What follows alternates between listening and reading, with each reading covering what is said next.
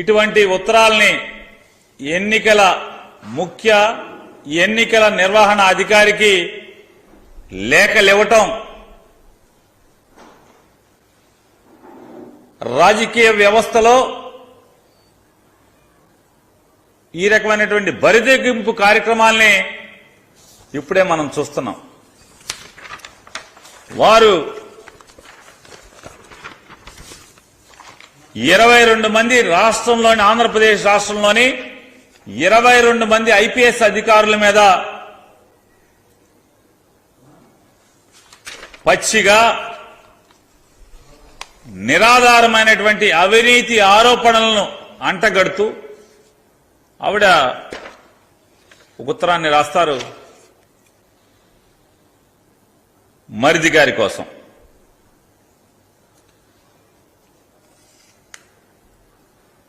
ఈ చంద్రబాబు నాయుడు గారు వదిన గారు తన మరిది చంద్రబాబు నాయుడు కోసం ఆంధ్రప్రదేశ్ భారతీయ జనతా పార్టీని బాబు జనతా పార్టీగా మార్చేసినటువంటి వైనాన్ని మనందరం కూడా చూస్తున్నాం మన కళ్ళతో. ఈ పురంధేశ్వరైనటువంటి చంద్రబాబు నాయుడు వదిన గారు నాడు ఎన్టీ రామారావు గారిని కుట్రతో కూలదోయటానికి తండ్రి ముందు సెకండ్గా నాడు చంద్రబాబు నాయుడికి ఈ వదినమ్మ ఉపయోగపడితే నేడు పెత్తందారుల పక్షాన మరిది చంద్రబాబు నాయుడు గారి కోసం ఈ వదిన మరొకసారి ఇంత అంటే ఏది రాయొచ్చు ఏది రాయకూడదు, ఇది తప్ప ఒప్ప, ఇది విచక్షణ, ఇది సంస్కారమా అనేటువంటి అన్ని కూడా మర్చిపోయి మరొకసారి పేదల పక్షపాతి జగన్మోహన్ రెడ్డి గారి మీద యుద్ధంలో కూడా మళ్లీ సెకండ్ అవతారం అనేటువంటి వైనాన్ని వాళ్ళ మనం చూస్తున్నాం. ఈ వదిన గారు ఎప్పుడు కూడా చంద్రబాబుని కాపాడటానికి మాత్రం ముందుంటుంది ఆవిడ. ఎప్పుడు కూడా నిరంతరం రామోజీరావు చట్ట వ్యతిరేక ఆర్థిక లావాదేవీలపై చర్యలు చేపట్టినటువంటి అధికారుల మీద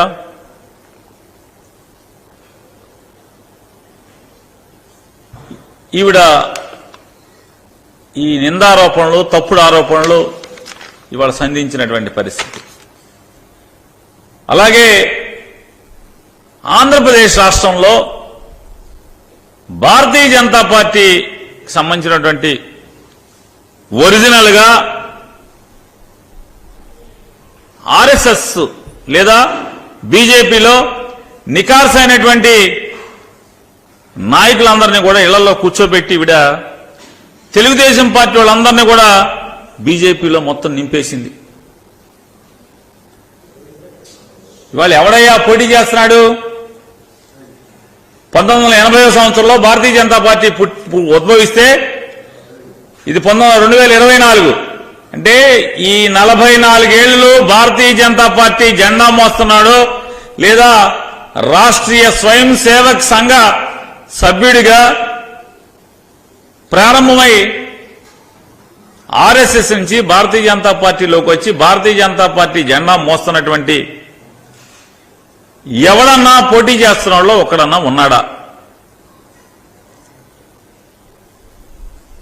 ఇవాళ 6 పార్లమెంట్లు 10 అసెంబ్లీలు తీసుకున్నారు భారతీయ జనతా పార్టీ.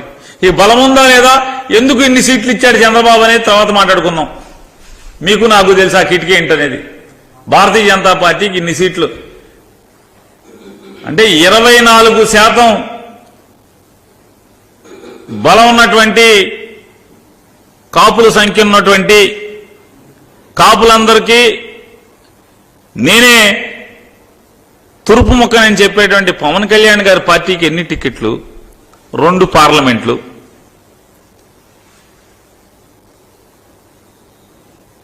భారతీయ జనతా పార్టీకి 6 పార్లమెంట్లు. సరే ఎందుకు ఇచ్చాడు మీకు తెలుసు, నాకు తెలుసు, విలేకరులకు తెలుసు. భారతీయ జనతా పార్టీకి బలం ఉందా లేదా, ఓట్లు ఉన్నాయా లేవా అనేది. కానీ దురదృష్టం ఏంటంటే ఈ వదిన గారు వచ్చి, చంద్రబాబు నాయుడు వదిన గారు, మాకు కాదు, చంద్రబాబు నాయుడు గారు వదిన గారు వచ్చి ఈ భారతీయ జనతా పార్టీ నికాల్సిగా భారతీయ జనతా పార్టీ వాళ్ళందరినీ కూడా ఇళ్లలో కూర్చోబెట్టి ఇవాళ ఎలక్షన్ టికెట్లు ఎవరికి ఇచ్చిందో ఒకసారి మీరు చూశారు. మొత్తం నింపేసింది ఆవిడ. ఎటా అయిపోయిందండి, వెనకటికి మనకి పాఠాలను చదువుకునేవాళ్ళం, చీమలు పెట్టిన పుట్టలు పాములు పాలైనట్లుగా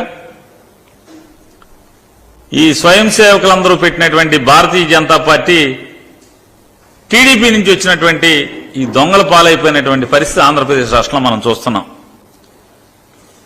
ఇవాళ దేశంలో దొంగలు పడ్డారో లేదో కానీ భారతీయ జనతా పార్టీలో మాత్రం తెలుగుదేశం పార్టీ దొంగలు పడ్డారనేది మీరు గమనించుకోవాల్సిన, ఢిల్లీ వాళ్ళందరినీ కూడా గమనించుకోమని చెప్తున్నాను. ఇవాళ రామోజీరావు ఏదైతే రామోజీరావు చట్ట వ్యతిరేకంగా ఆర్థిక అక్రమాలు చేసి తప్పుడు పనులు చేశాడో, ఆయన చేసినటువంటి తప్పుల్ని, పాపాలని, లేదా చంద్రబాబు నాయుడు గారు చేసినటువంటి జనం సొమ్ము లూటీ చేసినటువంటి పాపాలకు కానీ అధికారులు ఎవరెవరైతే చర్యలు చేపట్టారో ఈ లిస్టులో వాళ్ళందరూ ఉన్నారు. ఈ 22 మందిలో రామోజీరావు మీద, చంద్రబాబు నాయుడు మీద చట్టపరమైన చర్యలకు ఎవరైతే ఉపక్రమించారో వాళ్ళు చేసిన పాపాల మీద వాళ్ళందరి పేర్లు రాసి తప్పుడు ఆరోపణలు చేసి నిర్లజ్జగా, నిస్సిగ్గుగా, హేయంగా,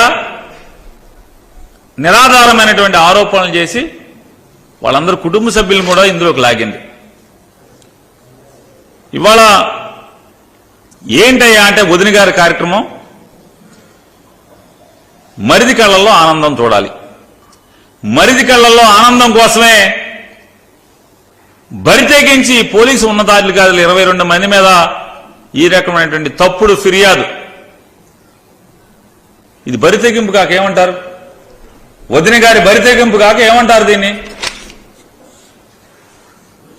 ఈ పురంధరేశ్వరి గారు ఎలా ఉందంటే ఆవిడ తంతు భారతీయ జనతా పార్టీ అధ్యక్షురాలు కాదు, రెండావుల దూడగా ఉంది. ఆవిడ తంతు అంతా కూడా రెండావుల దూడ. రెండావుల దూడ అంటే ఏంటి? ఆవు దగ్గరికి వెళ్ళి పాలు తాగేస్తుంది, ఈ ఆవు దగ్గరికి వెళ్ళి పాలు తాగేస్తుంది ఆవు దూడ. ఆ తంతు, ఆ మోడల్లో ఈవిడ తెలుగుదేశం పార్టీకి, భారతీయ జనతా పార్టీకి పడదు.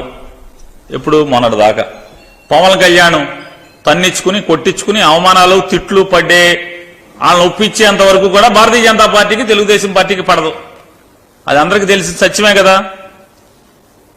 ఈవిడ వదిన గారు పడకపోతే చంద్రబాబు నాయుడు ప్రజాధనం లూటీ కేసులో జైలుకి వెళ్తే చంద్రబాబు నాయుడు గారి కొడుకుని అమిత్ షా దగ్గరికి చేయి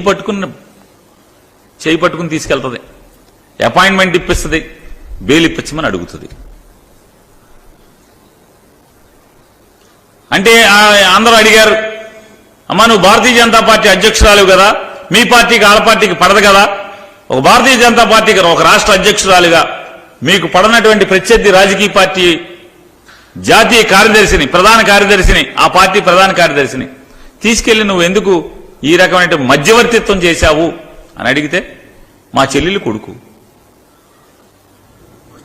వచ్చేశాడు. చెల్లెలు కొడుకుని తీసుకెళ్లాను, తండ్రి డబ్బులు తినే జైల్లో ఉన్నాడు, అందుకని మా చెల్లెలిని కొడుకుని బెయిల్ అడగటానికి తీసుకొచ్చాను. అందుకే రెండావులు దూడ అంటున్నాం. పార్టీలు అయితే పార్టీలు లేకపోతే సుట్టరకాలు. ఇటు తెలుగుదేశం, అటు ఆ తండ్రిని చంపినప్పుడు మరితో చేతులు కలిపారు. ఇవాళ పేదలందరిపై పెత్తందారులు చేసేటువంటి పోరాటంలో మరి తరపున మళ్లీ బయలుదేరే ఒకళ్ళు తప్పుచ్చుకుని. ఇంతకన్నా గనురాలు ఎవరుంటారు చెప్పండి? భారతీయ జనతా పార్టీ వాళ్ళు కనుక నికార్సైన భారతీయ జనతా పార్టీ వాళ్ళు రాష్ట్రీయ స్వయం సేవకులందరూ కూడా గర్వపడండి. మీరందరూ కూడా ఇంత మంచి వదిన గారు దొరికింది, ఇంత గనురాలు. మీ పార్టీలో మొత్తం మిమ్మల్ని అందరినీ కూడా తోసేసి తెలుగుదేశం వాళ్ళందరికీ టిక్కెట్లు ఇచ్చేసి ఎటు కావాలంటే అటు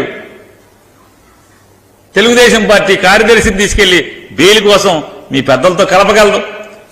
గట్టిగా నిలదీస్తే మా చెల్లెలు కొడుకు అంటది, మీకు పిల్లలు లేరా, మీకు చెల్లెలు లేరా అంటది. అటువంటి గనురాలు ఈవిడ. పేర్ని నానిగా కృష్ణా జిల్లా వైఎస్ఆర్ కాంగ్రెస్ పార్టీ అధ్యక్షుడిగా ఈ రాష్ట్ర ఎన్నికల నిర్వహణ ముఖ్య అధికారిని నేను ప్రశ్నిస్తున్నాను. ఈ రాష్ట్ర ఆంధ్రప్రదేశ్ రాష్ట్ర ఎన్నికల నిర్వహణ ముఖ్య అధికారి గారిని నేను ప్రశ్నిస్తున్నాను. భారతీయ జనతా పార్టీ ఆంధ్రప్రదేశ్ శాఖ అధ్యక్షురాలు ఈ రకంగా బరి తెగించి నిరాధారమైనటువంటి ఆరోపణల్ని నిష్పక్షపాతంగా ఎన్నికలు నిర్వహించవలసినటువంటి మీకు ఇటువంటి లేఖ రాస్తే ఎందుకు మీరు ఊరుకుంటున్నారు?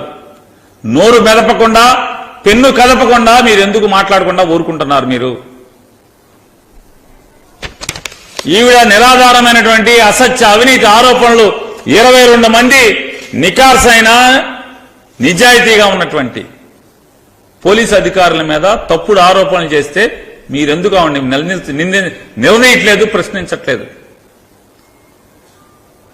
ఆవిడ ఆధారాలు పట్టుకు రమ్మని చెప్పాలి, లేదంటే ఆవిడని జైల్లో వేయాలి కదా. ఎన్నికల సమయం కదా ఇది. ఎందుకు మీరు చేష్టలకి ఊరుకుంటున్నారు? నిమ్మకు నీరెత్తినట్టు ఎందుకుంటున్నారు? Please subscribe .news.